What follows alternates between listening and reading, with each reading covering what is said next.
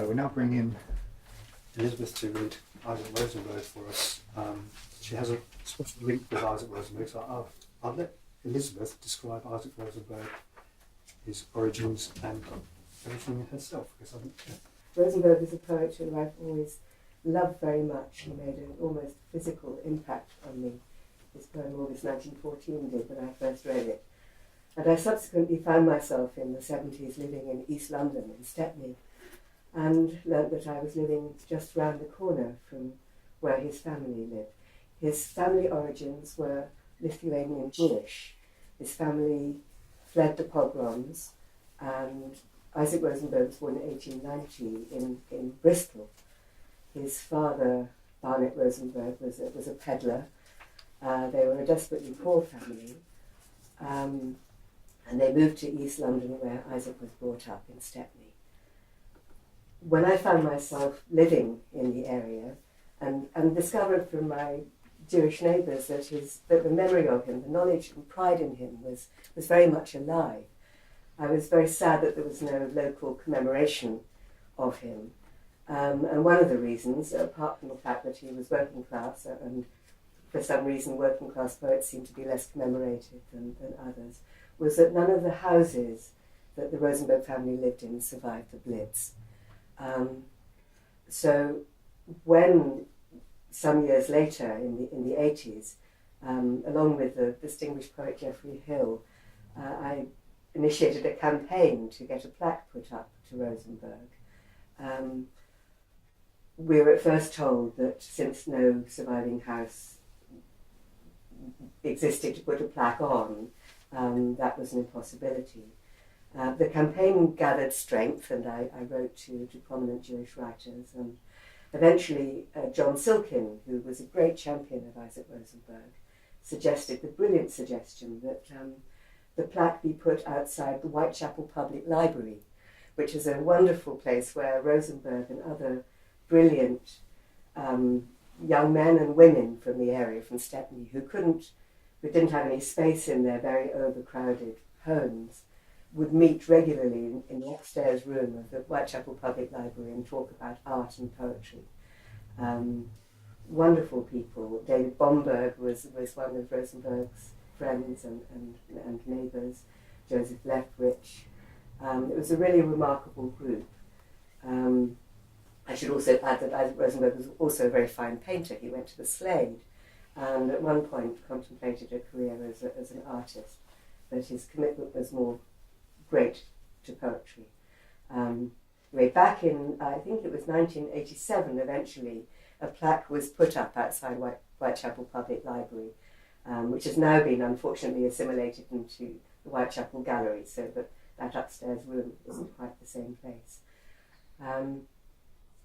Rosenberg was a very great poet. He signed up not out of patriotic reasons, but because he wanted his mother to get the severance pay, and even there was a sort of bungle, and it was a long time before she got the money that was due to her. He went into the war determined that no corner of his consciousness would be covered up. He wanted to experience whatever it would offer, whatever terrible gifts were available. He wrote poetry on whatever scraps of paper he could find, on backs of envelopes, on any cheap pieces of foraged paper. And the manuscripts of his poems are that Vivian Noakes, who did a very fine edition of his poetry,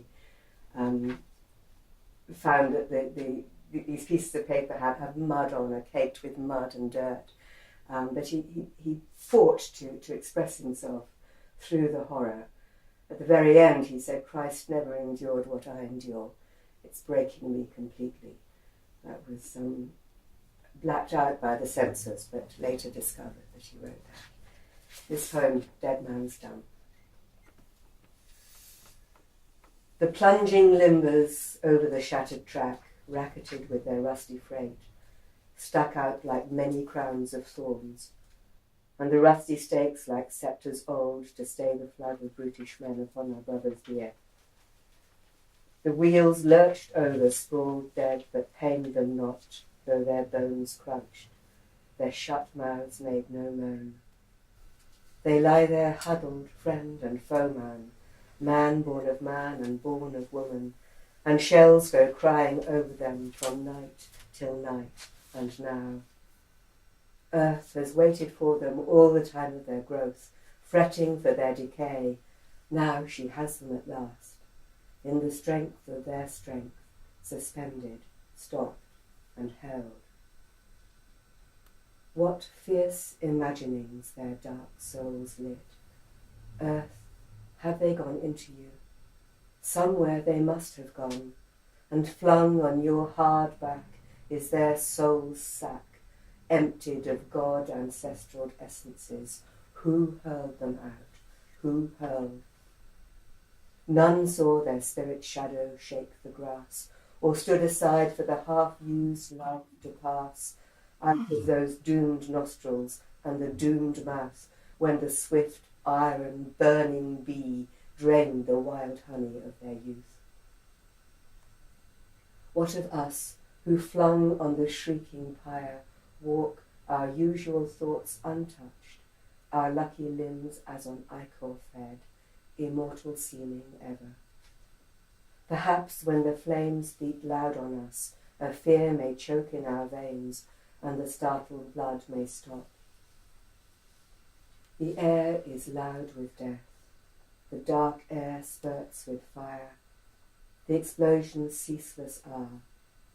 Timelessly now, some minutes past, these dead strode time with vigorous life, till the shrapnel called an end. But not to all. In bleeding pangs, some born on stretchers dreamed of home, dear things, war-blotted from their hearts.